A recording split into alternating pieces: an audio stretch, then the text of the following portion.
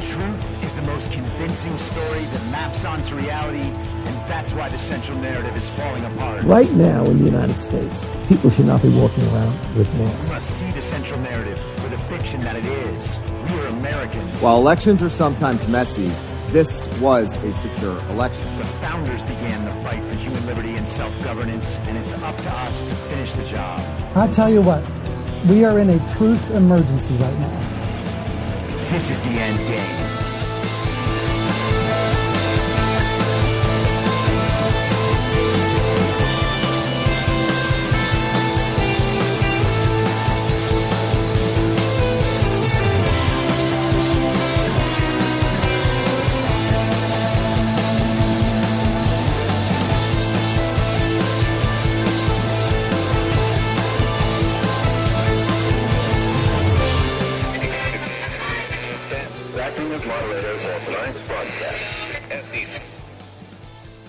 It's Wednesday, June 21st, 2023, the 882nd day of dystopia.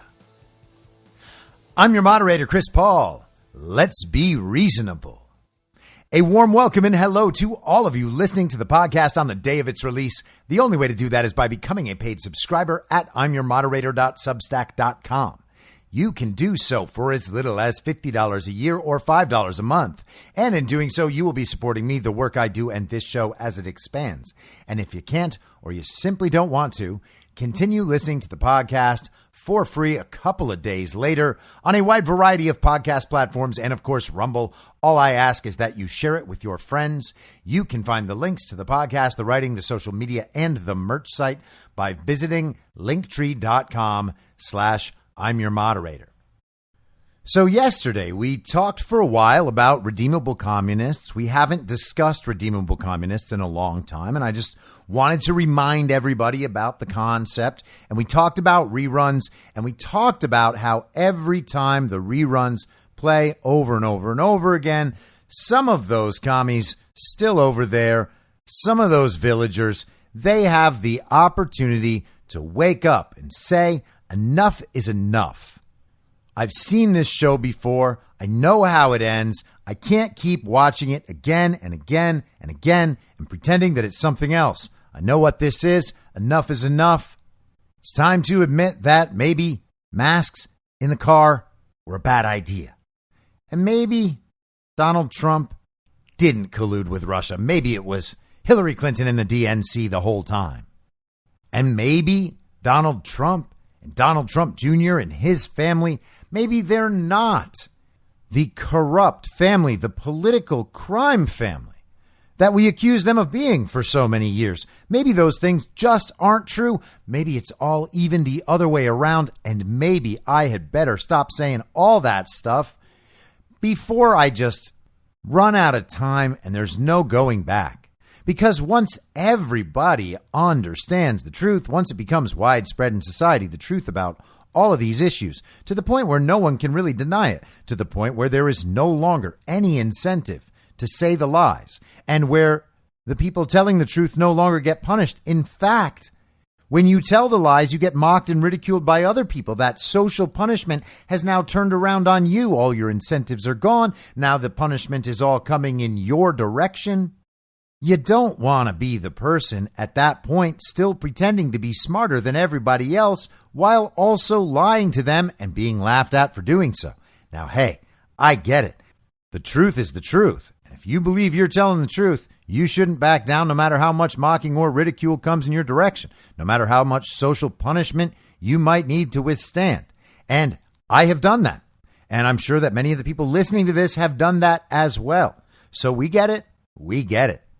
But the thing is, we are still saying the things we were saying when we were being socially punished, when we were being censored, when we were being mocked and ridiculed by some of the most powerful people in the world. We stuck to our guns because we had the truth, and we could have the conversation about the truth, and we could defend the truth, and we could defend the truth in conversation with really anyone. We didn't cast aside our friends and our family and our neighbors. We didn't speak behind their backs and lie to their faces. We didn't spend the last 3 years calling people like them terrible, except when we are around them, when we tell them you're one of the good ones. And hey, I'm not saying we're perfect. Sure, there have been angry words spoken, but we're not trying to cancel people. We're not trying to destroy people's reputations, make them lose their jobs, make it so that they can't feed their families. We're not encouraging the government to destroy their lives. It was never a hate movement. It was just a disagreement. And it's okay to have disagreements. It's okay to express disagreements. And it's okay to be mad about how you're being treated by your government or by the people around you, especially if the government and the people around you are all saying the exact same things that they're saying on TV, all the things they're paid to say by the most powerful people in the world who also happen to be enacting a plan to destroy society, and they don't even hide it. At that point, what you need is everybody standing up and telling the truth in the face of the punishment, without the incentives, in the face of the mocking and the ridicule. Now, there are definitely people on the other side who think that that's exactly what they're doing. They are told by the television that they are speaking truth to power, that although they themselves, for instance, are rich, white, ne'er-do-well, college-educated children of wealthy parents who've had absolutely every advantage in life, they're also defending minorities and the LGBTQIA+++ and also definitely pedophiles community. So therefore, they're speaking truth to power, even though they are the power and even though they're not speaking the truth. And if they want to keep doing that once the rest of society knows that everything they're saying is wrong and has been wrong the entire time, after everyone has moved on and accepted the truth, and they want to do it in the face of the mocking and the ridicule, lacking the incentives and enduring the social punishment and otherwise, well, hey, more power to them. If they really, really believe all of the stuff they've been saying, then I encourage them to stick to their guns and keep doing it. But I imagine that describes very few people, and almost all of them are absolutely undeniably nuts. So as I said yesterday, the reruns play, new people see them, they say enough is enough, and then they sign up to the Redeemable Communist Program, which basically only entails admitting you're wrong and apologizing to people for the things that you've done and said and how you treated them. You know, like life. When you mess up, you take responsibility for messing up, you try to make amends, and then you hope to move forward, doing the right thing instead of falling back into your old ways. But there are plenty of people who won't do that because they think they're gonna get away with it. No matter how many people find out they were wrong, they imagine that the people they personally are trying to impress are still impressed by them taking the positions they've taken, and they're gonna stick with it.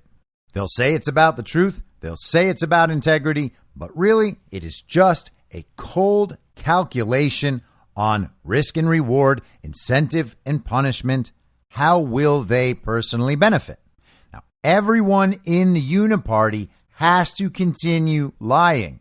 They can't tell the truth about any of it because it's people like them who are ultimately responsible for all of it. The people in political power, the wealthy and influential, the people who have big audiences online and disseminated government propaganda, like all of my old friends who are no longer my friends in Hollywood. People know what they've said, what they've done, and how they've treated people, and no one is going to forget that. They had every opportunity to attempt to make things better on their own and attract others to the cause of making things better, and they chose not to. They chose instead to take the incentives, avoid the punishments, and make things worse on everyone else but them. They were inviting people to their vacation homes while you were locked in your apartment without a job. They were working from home, eating Uber Eats with Netflix on, while you were being told you couldn't visit your relatives in the hospital. They were waving their Ukraine flags while you couldn't afford gas. That's basically how the last few years have gone, and that's all because these powerful and influential people in the Uniparty simply could not tell the truth. too many incentives. It was too attractive to keep saying the things that they were saying. On the other side, too many punishments. They didn't want to be censored. They didn't want to lose their jobs. They didn't want their reputations harmed. They didn't want to be mocked and ridiculed. Now, we talked about how there are pillars of the central narrative that they have supported throughout this time. Critical pillars. Joe Biden definitely must have received 81 million real lawful American votes. The election was free and fair. It was safe and secure. The proliferation of mail-in balloting and ballot harvesting, well, that just increased turnout, which means that our democracy was strengthened. COVID was a very deadly pandemic. Our first priority had to be better safe than sorry. So wear a mask that doesn't work. A child wears a mask that doesn't work. Let's do a lockdown that doesn't work. Let's lock down schools, even though that won't work. Let's close hospitals to voluntary surgeries. Let's shut down cancer screenings. Better safe than sorry. All the COVID stuff, all the vaccine stuff, all the gender stuff, all the race stuff, all the Ukraine stuff, all the China stuff, all the immigration stuff, a bunch of pillars. They have to support all of those pillars because all of those pillars are intertwined to form that great global agenda, the Great Reset agenda, the 2030 agenda. And you got to add in, I can't believe I forgot it, climate change. They must protect these at all costs. If you tell the truth about any of these issues, you risk immediate exile from the party of false decorum. You can't go around saying that Joe Biden is an illegitimate president, even if you have posters on the wall of Greta Thunberg and Ketanji Brown Jackson. It's just not good enough. You got to have all of them. So what we are seeing now as we go through these reruns is a sifting. And people are opposed to the sifting, but the sifting is good and the sifting is necessary. I know it's uncomfortable, but it's necessary. I talked about this, probably last summer when people started really talking about Tulsi Gabbard for some reason, and have certainly brought the idea back a few times, definitely last fall after it was obvious that the Ron thing was happening, the DeSantis simp info op had begun.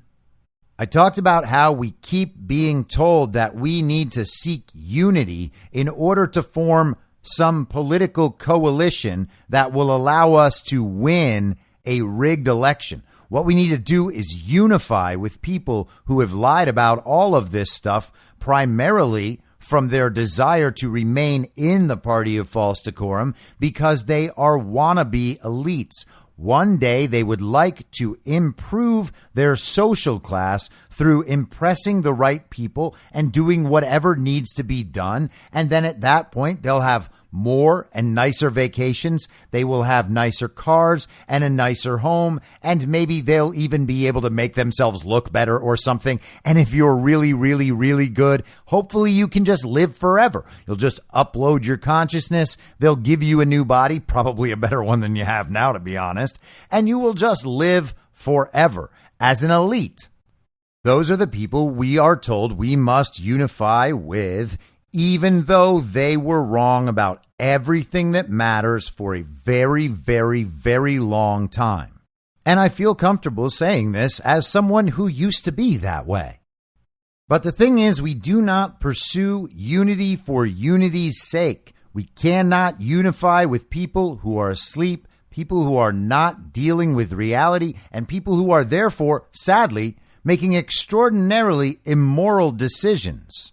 If you prioritize unity rather than respecting the sifting process, you have already begun the path back to where we were. The problem with all of this in the first place is that people became willing to compromise their morals and their principles in pursuit of their own advancement. When the reruns come back around, people have the opportunity to stop doing that.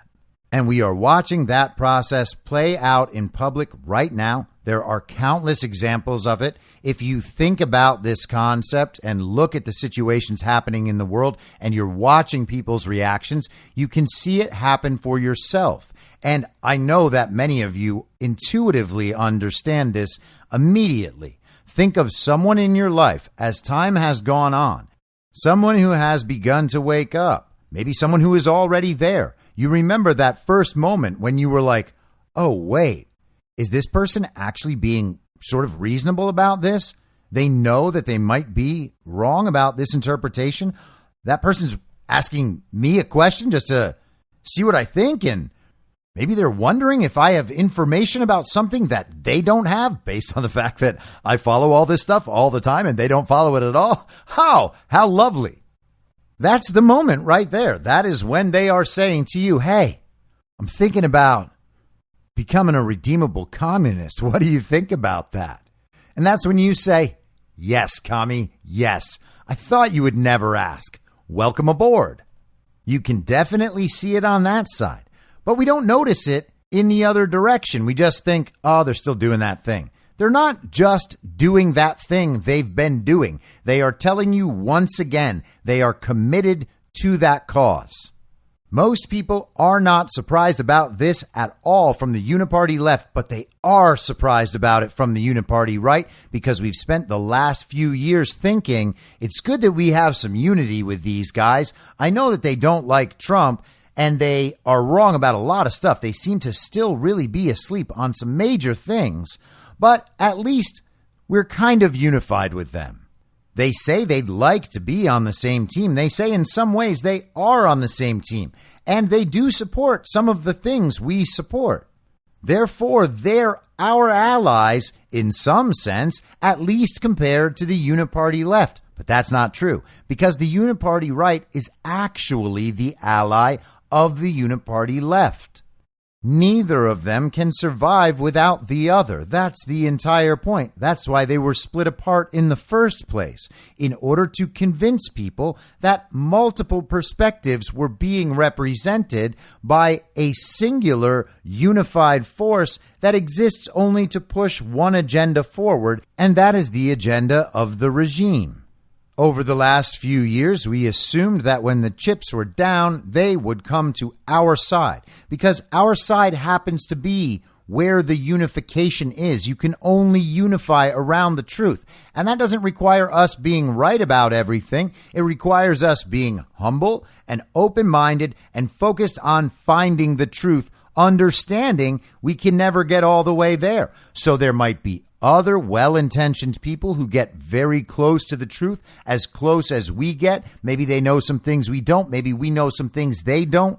And we can all at least unify around the truth and understand that while we don't agree about absolutely everything, we at least agree that focusing on the truth is very, very important, and that we want the best for everyone.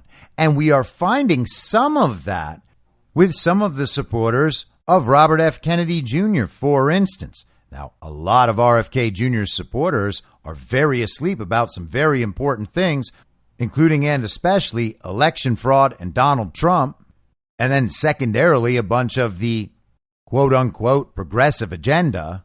But many of them have come to terms with the fact that they have been lied to by very, very powerful people for a very, very long time, including by people on their own side. And they have reached the point where they say enough is enough.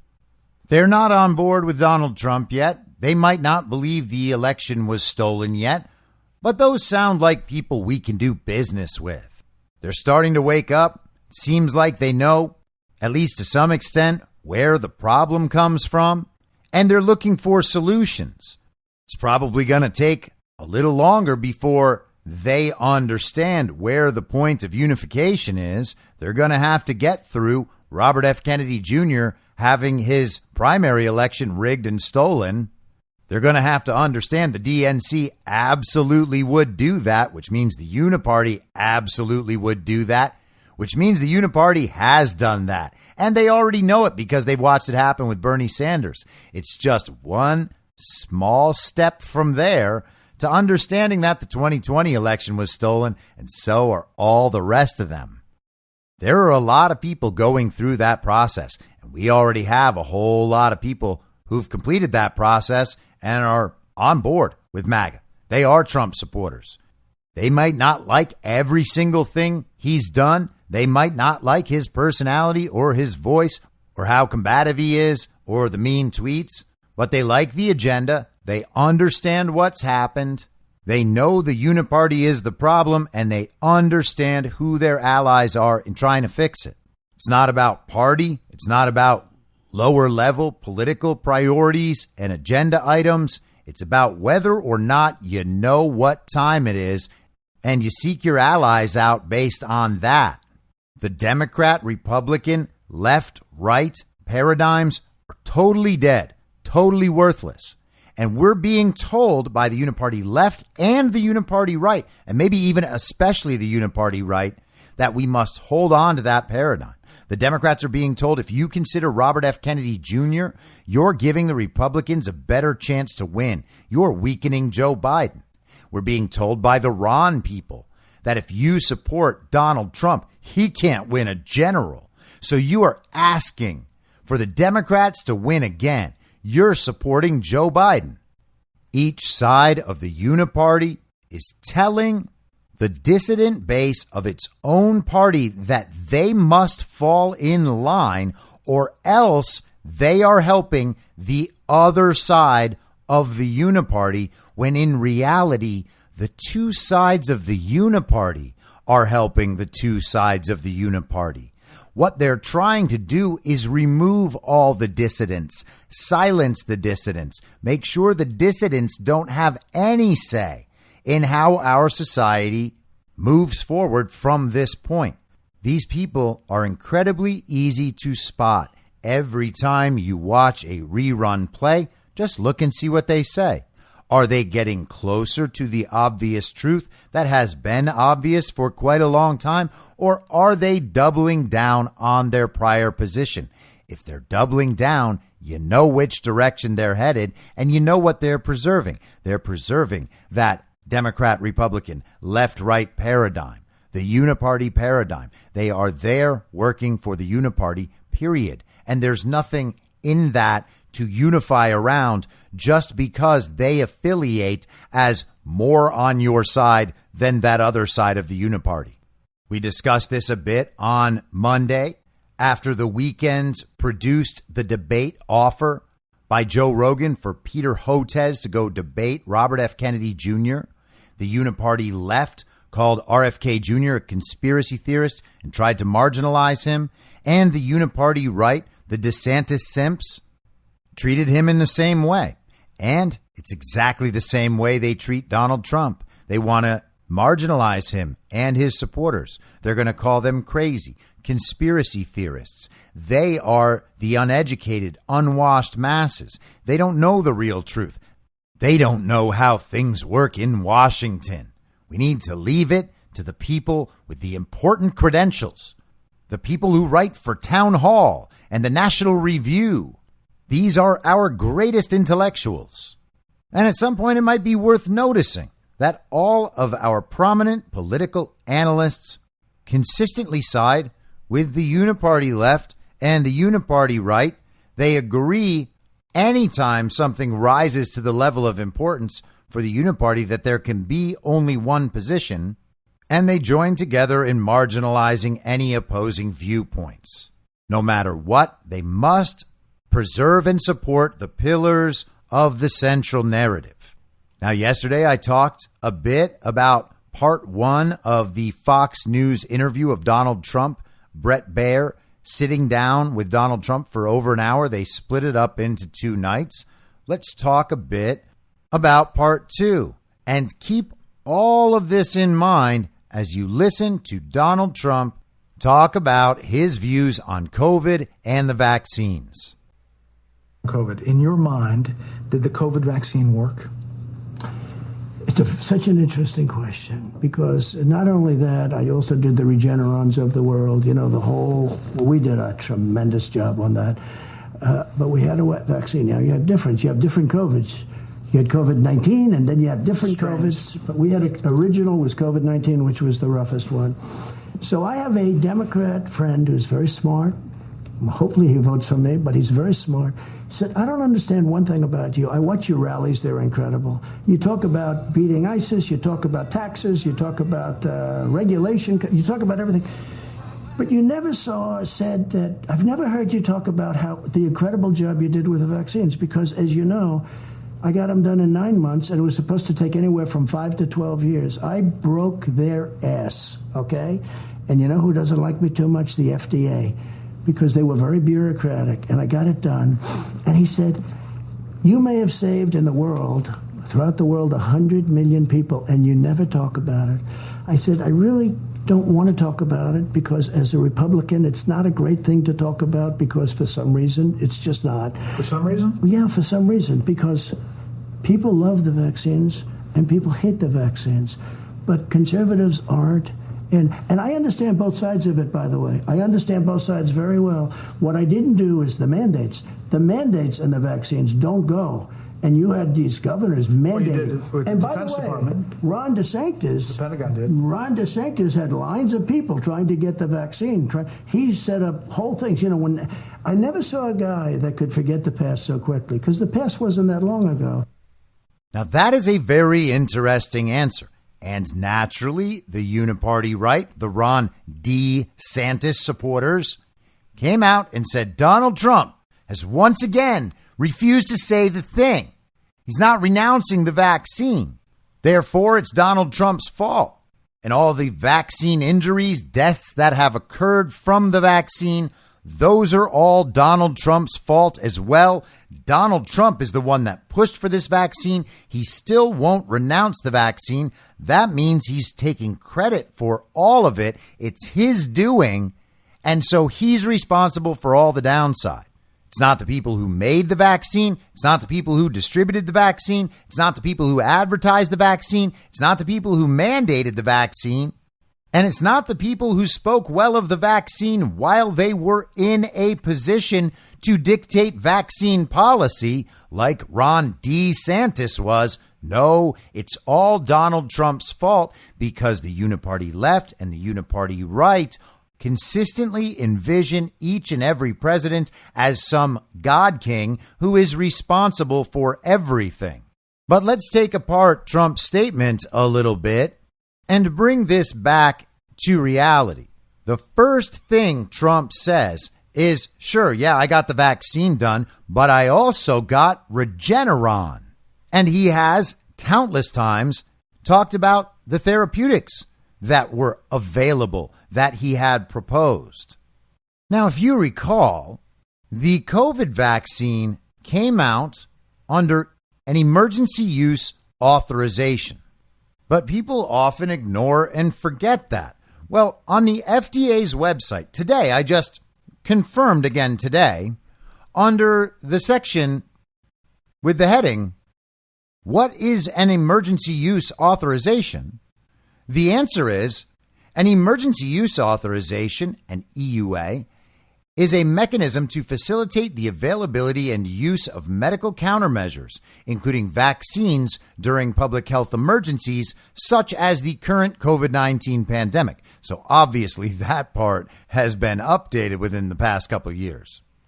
Under an EUA, FDA may allow the use of unapproved medical products or unapproved uses of approved medical products in an emergency to diagnose, treat, or prevent serious or life-threatening diseases or conditions. And here's the important part. When certain statutory criteria have been met, including that there are no adequate, approved, and available alternatives. Now, people always ignore that part of this. Trump would have and could have never mandated the vaccine. The vaccine could only come out under emergency use authorization if there weren't other available therapeutics. Except there were other available therapeutics. Trump talked at length about things like hydroxychloroquine and ivermectin. And the FDA moved to make sure that pharmacies couldn't prescribe it. And many doctors and pharmacists around the country went right along with that because they were told to. They were just following orders. Trump listed therapeutic after therapeutic after therapeutic throughout 2020. There were available therapeutics. The vaccine should have never come out under EUA, but the bureaucracy made that possible so that they could get that vaccine to market. They also went hard after every single therapeutic Trump proposed. Why did they do that? One would have to guess that was all done in service of getting the vaccine out. So if Trump was proposing all those therapeutics that would have made it impossible for a vaccine to be released under an emergency use authorization, how again is it Trump's fault that the vaccine came out? He got it to market so the country could reopen. We would have stayed on lockdowns. And I know people find that somehow hard to believe, or they don't see that as one of the original parts of the overall plan. But you don't actually have to look at that stuff. All you have to do is engage with reality. People were still, at that point, not willing to resume society. Even once the vaccines were out, places were segregating crowds. Unvaccinated people were not allowed into bars or restaurants or concert venues or coffee shops. And that was with the vaccine. Trump's second part of his answer, he says that could have taken 5 years. That could have taken 12 years. And yeah, it could have. How long were we supposed to stay in that COVID emergency? How much more could our society take? They wanted to impoverish people to the point where they were dependent on government. They wanted to change people's lifestyles permanently, to make them fear going outside, to make them docile, to make them fear other people, to make them withdrawn, always wanting to stay at home, to make them unhealthy, to make them poor, to make them, again, dependent on government. That is all part of that Great Reset agenda. If it wasn't the presence of the vaccine that allowed us to get out of that, what was it? Someone has to give an alternative explanation to that. It certainly wasn't people waking up to the fact that COVID wasn't very serious. You can still talk about any of COVID online today and hear people tell you that 7 million people have died from COVID. You can go virtually anywhere in a city and still see people wearing masks. The agenda calls for climate lockdowns. Do you really think they were just gonna let up on everything? Without a vaccine, you think that normal people who were scared of the very deadly pandemic were just going to return to normal life without the vaccine? No, they weren't going to. And pretending that they were is totally dishonest. He goes on to say that that might have saved hundreds of thousands of lives. And if lockdowns had continued, certainly hundreds of thousands, maybe millions more lives would be destroyed. By August of 2020, there were reports that 200 million people worldwide had already been thrown into abject poverty because of the pandemic lockdowns. That would have continued. You don't have to think that the vaccine is good to understand that the vaccine being available in a time of mass hysteria and mass panic was good. They're entirely different subjects. The vaccine itself doesn't work. It is harmful. The fact that the vaccine became available allowed society to reopen and people to resume their normal lives. Donald Trump is not responsible for anyone taking that vaccine. He didn't make that vaccine. He wasn't involved in the testing of the vaccine. He didn't sign off that it was very safe and very effective. And he certainly didn't mandate it.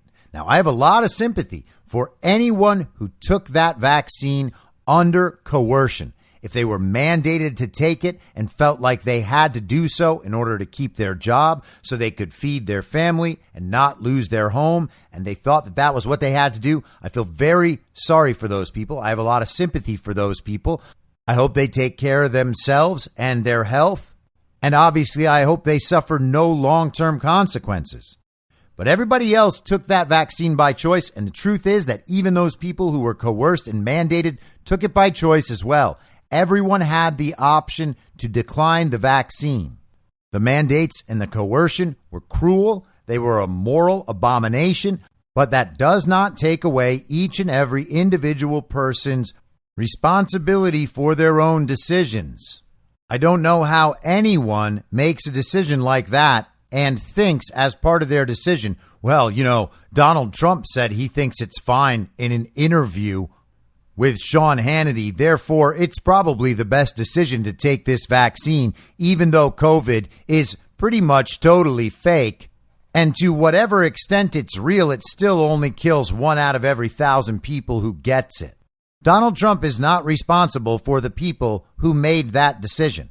And so to claim he is to blame a couple years later for political expediency is about as low and immoral as it gets. And people are noticing that. Donald Trump said some people like the vaccine, some people hate the vaccine. Turns out a lot of Republicans hate the vaccine. And that's true. We can be absolutely certain that the vaccine was never necessary, that it never worked, and that it is harmful, and still understand that there are a whole lot of Americans who still think it's the greatest thing in the world. Now, a lot of them are lying to themselves about that, but Donald Trump doesn't have any responsibility to dispel those notions. Are we supposed to imagine that the Democrats out there who are still supporting the vaccine are doing it because Donald Trump says it's good? The entire thing is mind-blowing. I was dealing with a DeSantis simp over the weekend, some anonymous guy on Twitter who goes by the name of Max Nordau. The dude just incessantly posts videos of Donald Trump failing to say the thing about the vaccine when he himself had bragged in 2021 about having been vaxxed with Pfizer twice, talking about how vaccines save lives.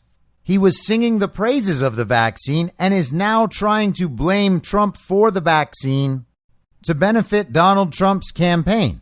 That is mind-blowing. And it led me to a new understanding of how these people operate. In 2020, no matter what happened, and this is true throughout Donald Trump's presidency, and it's honestly true now as well, but these people set up their views to be in opposition to Donald Trump. You remember? The Uniparty left trusted the experts, trusted the science. COVID was very, very dangerous. The Uniparty right went most of the way there with them, but they were like, oh, well, it's not quite that dangerous, because some of the people that we respect are actually saying it's not dangerous at all. And maybe they have some point, but you have big Uniparty right influencers, the Ben Shapiros of the world, the Matt Walshes, the Mike Cernoviches, the Tim Pools. All of those mainstream dorks, they went along with it. They went along with the lockdowns, the masks. They went along with the COVID fear. They talked about case numbers. They trusted the experts. They trusted the science. And the entire time they talked about how irresponsible Donald Trump was being with all the things he was saying. Oh, my God, he called COVID a hoax. He said it was going to be gone by a certain date. He's talking about horse medicine. He's talking about injecting bleach. They did the whole thing. Maybe they would make fun of people on the Uniparty left for being a little too scared, a little too cautious, a little too masky and vaxy, a little too concerned with hand sanitizer. But they went along with the rest of it, always in opposition to Donald Trump.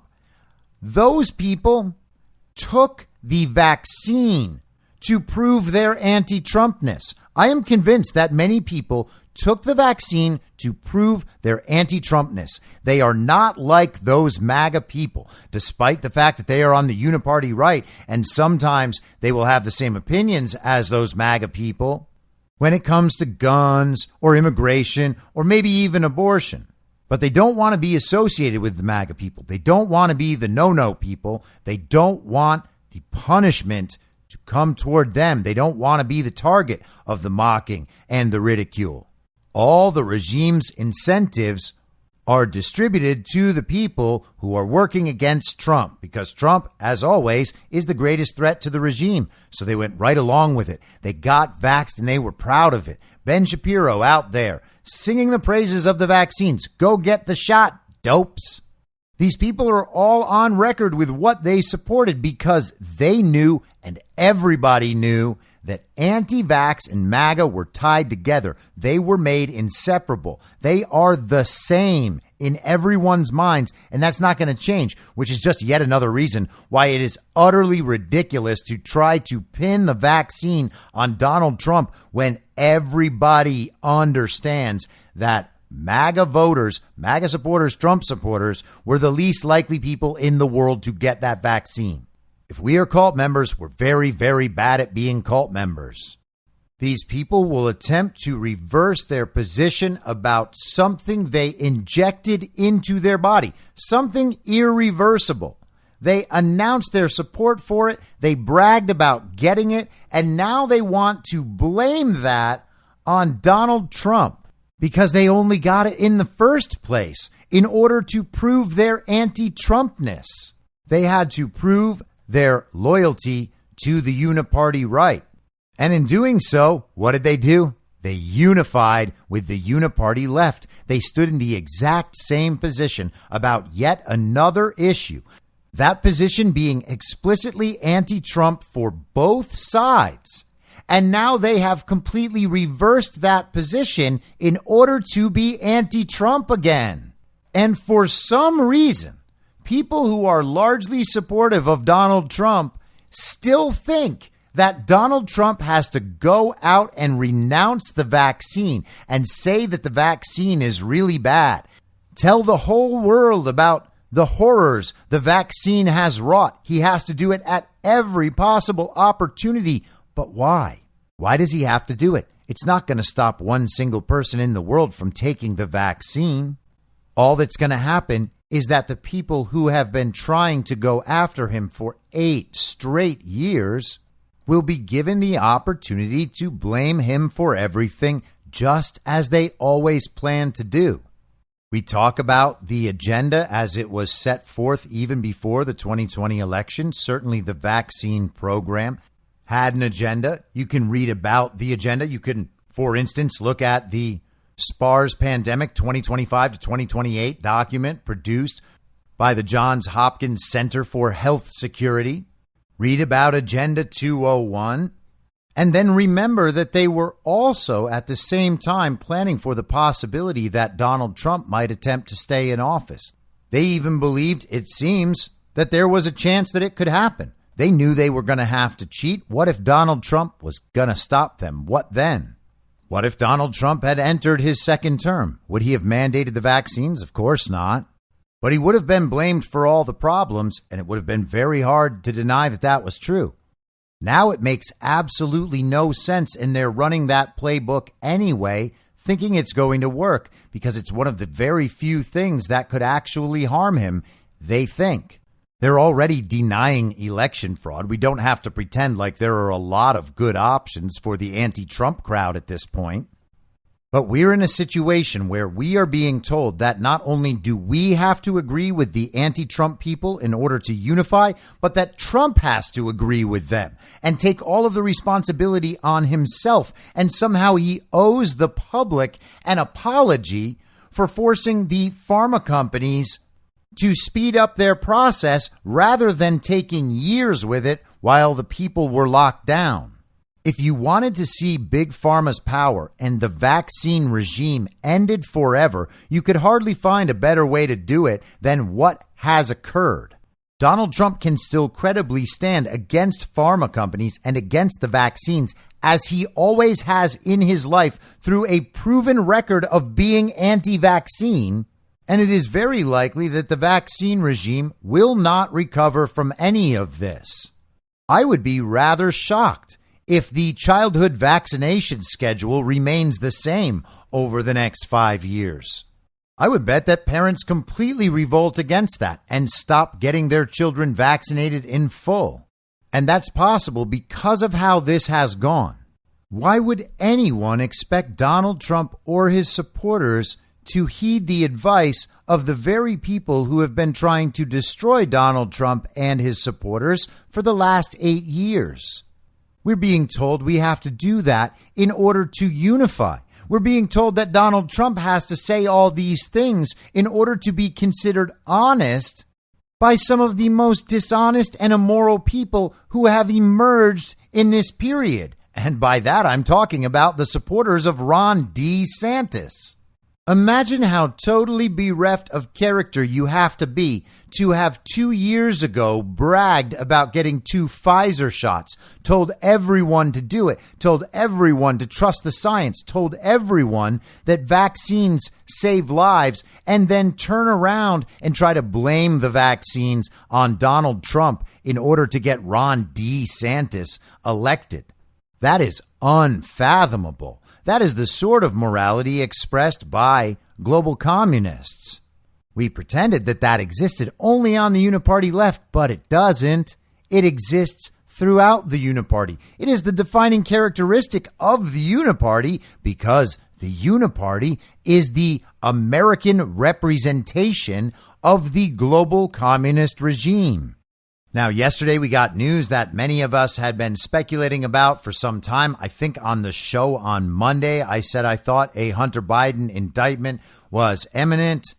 Donald Trump mentioned a couple weeks ago he thought that they would give Hunter Biden some sort of slap on the wrist to make themselves seem even-handed, and that is finally what we've gotten. This is the reporting from yesterday in the Washington Post. Hunter Biden reaches deal to plead guilty in tax and gun case. President Biden's son, Hunter, has reached a tentative agreement with federal prosecutors to plead guilty to 2 minor tax crimes and admit to the facts of a gun charge under terms that would likely keep him out of jail, according to court papers filed Tuesday. Any proposed plea deal would have to be approved by a federal judge. Both the prosecutors and the defense counsel have requested a court hearing at which Hunter Biden, 53, can enter his plea.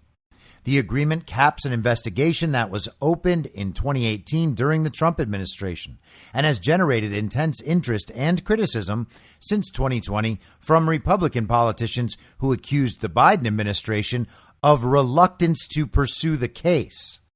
The terms of the proposed deal, negotiated with Delaware U.S. Attorney David Weiss, a holdover from President Trump's administration, are likely to face similar scrutiny. So the big problem is that Republican politicians accuse the Biden administration of reluctance to pursue the case. And now that this plea deal has been reached, that is all proven false, just like it always was. Those crazy Republicans accusing the Biden administration of not wanting to go after Hunter Biden. Look, they did it. They got him on some minor tax charge and on that little gun charge, and he's never going to face a day in prison.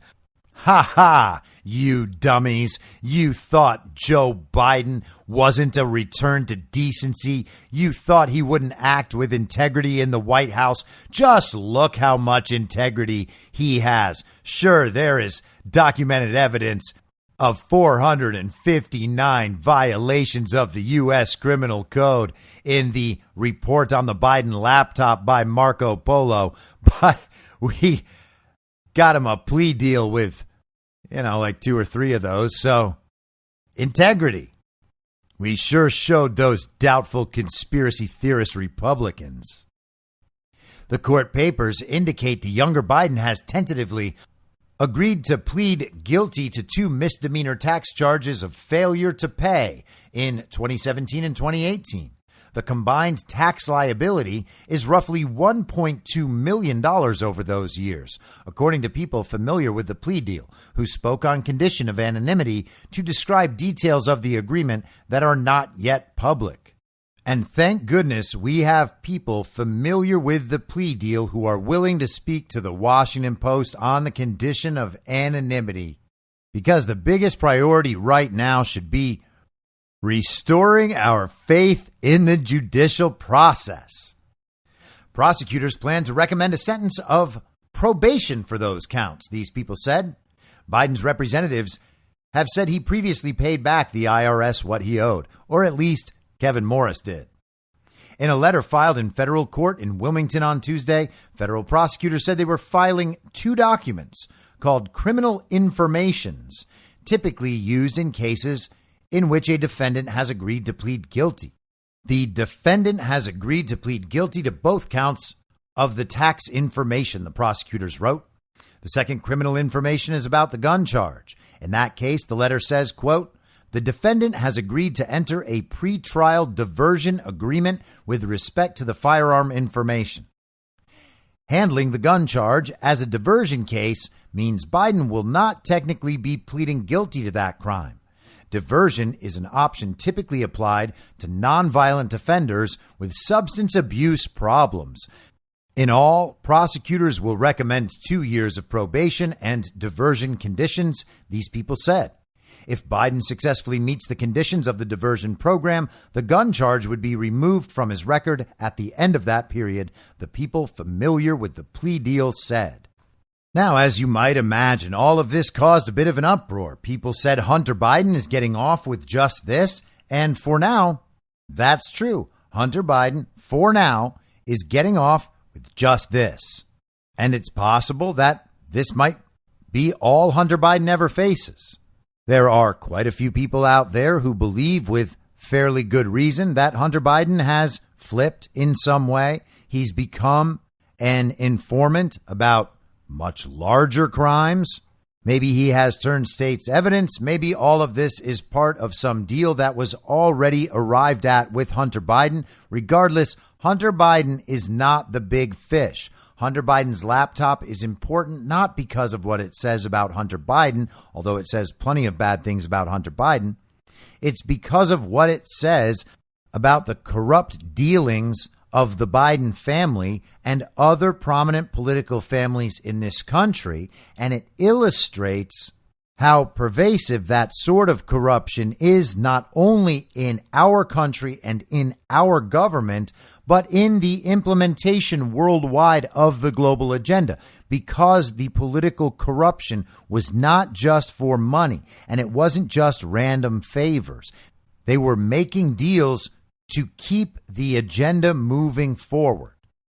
There has been some very quality analysis on all of this done over the last couple of days. This is former U.S. Attorney Bret Baier on Twitter yesterday. The DOJ is violating its own internal policies on this case.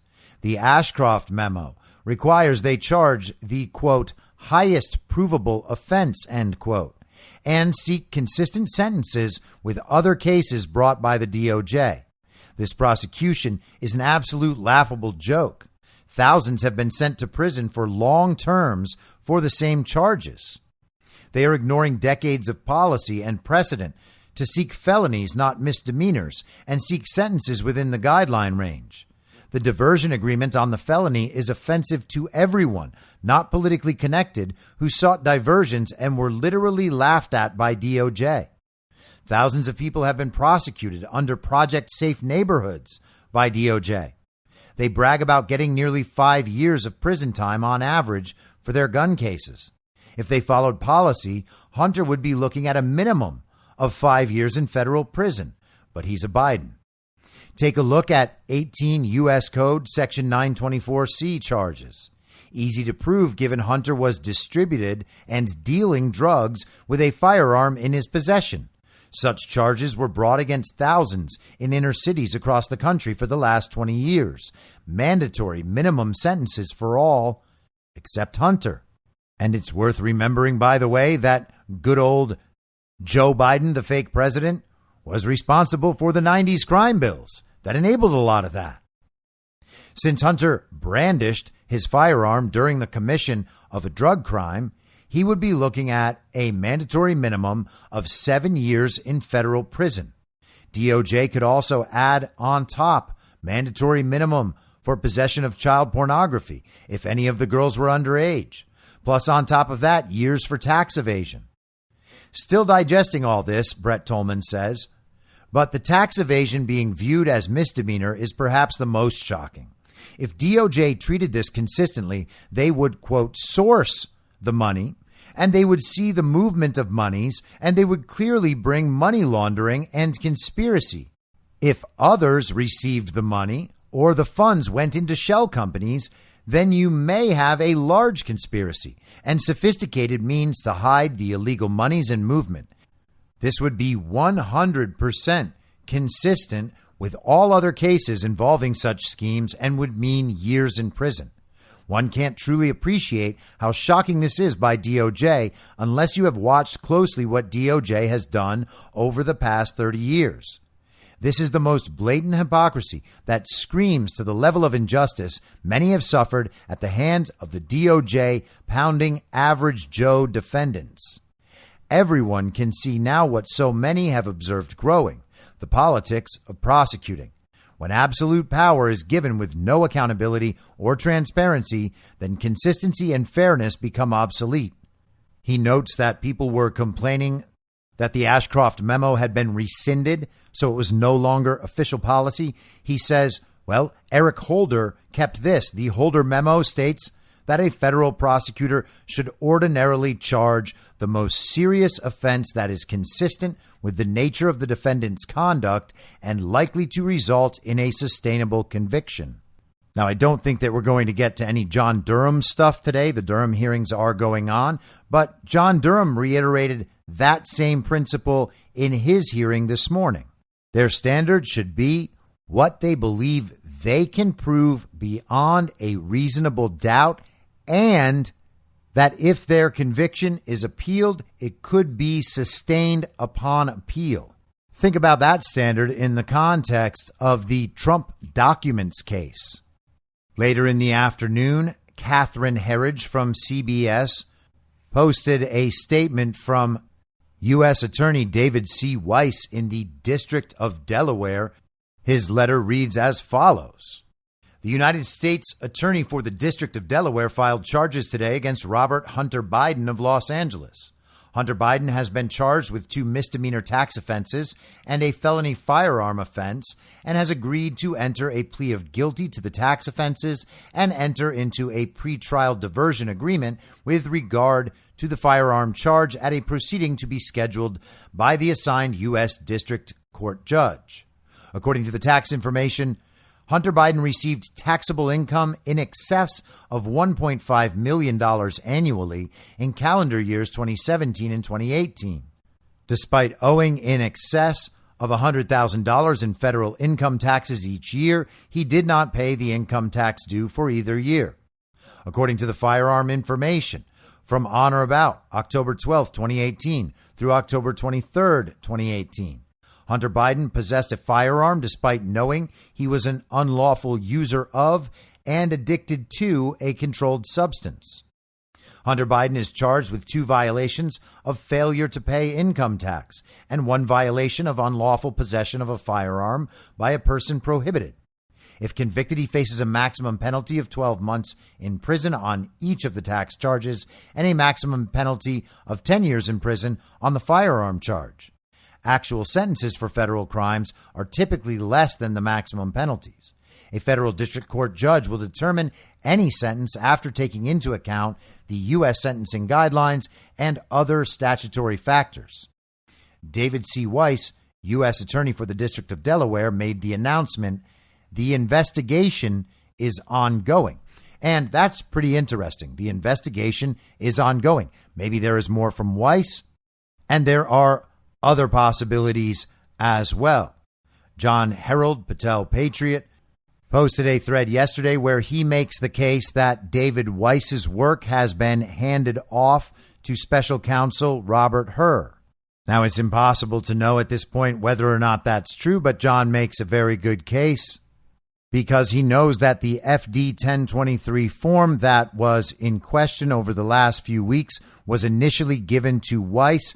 That form is still part of an ongoing investigation. Weiss says the investigation is ongoing. And John surmises that the 1023 form is now part of Robert Hur's investigation and that he is the one investigating Joe Biden for bribery connected to the classified documents that Joe Biden retained at his various properties. As you might imagine, Donald Trump did not hesitate to respond to all of this. He reposted on Truth a couple of Jack Posobiec posts. The first, Posobiec says, They want Trump to die in prison. They want the Bidens off the hook. This isn't hypocrisy, it's hierarchy. They don't expect you to buy it. They expect you to do nothing. Trump retruthed that. Very direct, very bold. I like it. He also retruthed this by Posobiec. Posobiec said 100-year charges for Trump over paperwork filing, a plea deal for Hunter over the laptop. Are you paying attention yet? Trump also made a couple statements of his own. He said, wow, the corrupt Biden DOJ just cleared up hundreds of years of criminal liability by giving Hunter Biden a mere quote unquote traffic ticket. Our system is broken. He also said people are going wild over the Hunter Biden scam with the DOJ. Now, despite the relative disappointment people are experiencing, feeling let down by what they do rightly see as a delay of justice, this process in general is taking its toll on Joe Biden and on the Uniparty. People are losing faith in the regime politicians and the regime media that they now see is propping up these regime politicians, no matter what their level of corruption. Breitbart on Monday reported on the results of a Harvard-Harris poll that showed 83% of voters believe the FBI should make public its informant file that alleges President Joe Biden accepted a $5 million bribe from Ukrainian oligarch Mykola Zlochevsky, the founder of Burisma Holdings. So that's the issue swirling around that 1023 form. 83%. That is 5 out of every 6 people in this country. According to this poll, that generally overrepresents the Uniparty and Democrats. 74% of Democrats think the public should have access to this information. So things are not going well, despite this slap on the wrist of a sentence. Look at everything in 2 ways. Take the surface understanding. Understand that rich and powerful people are treated differently by the justice system in this country. There is a 2-tiered system of justice.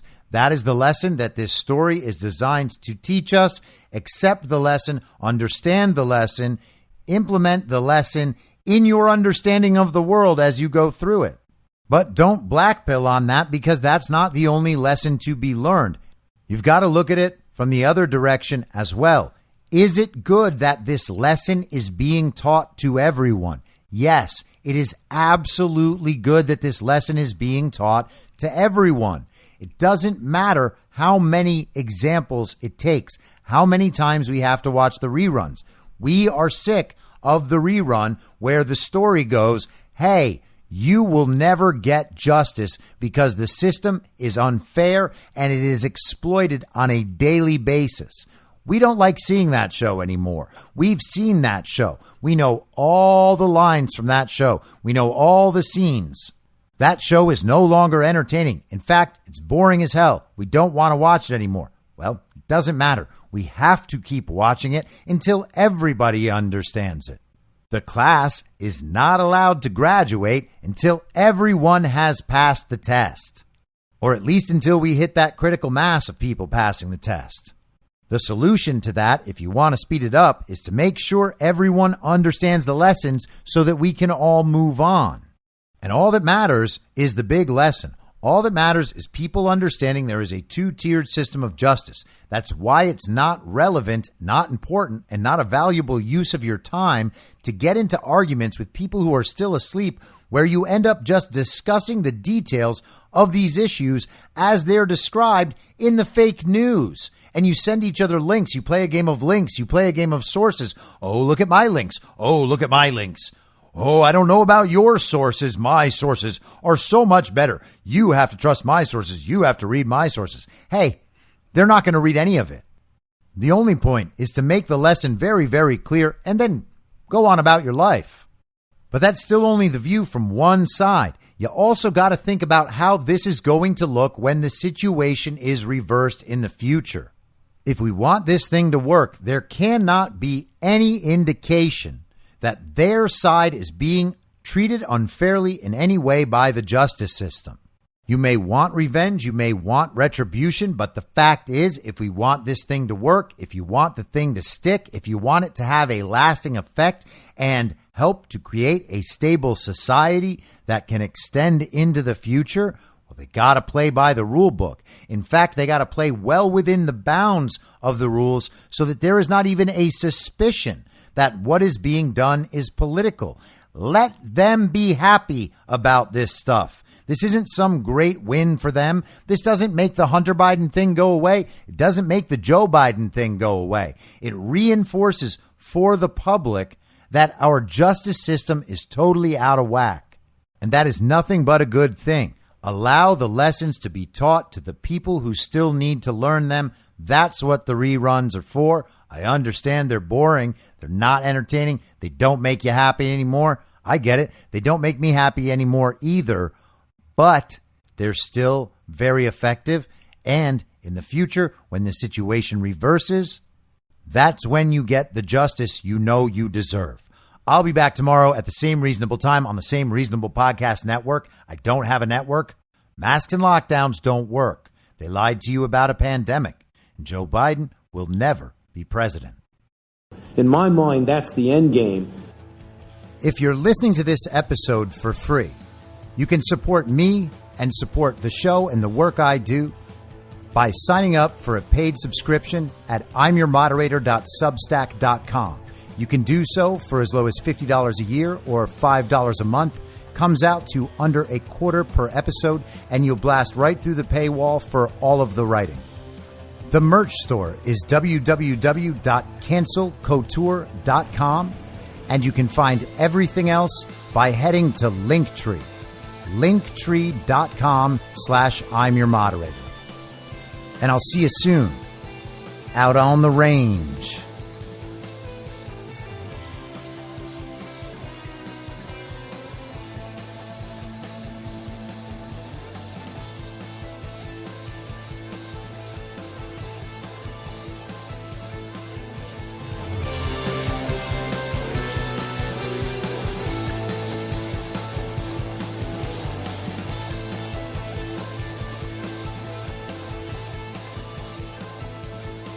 It's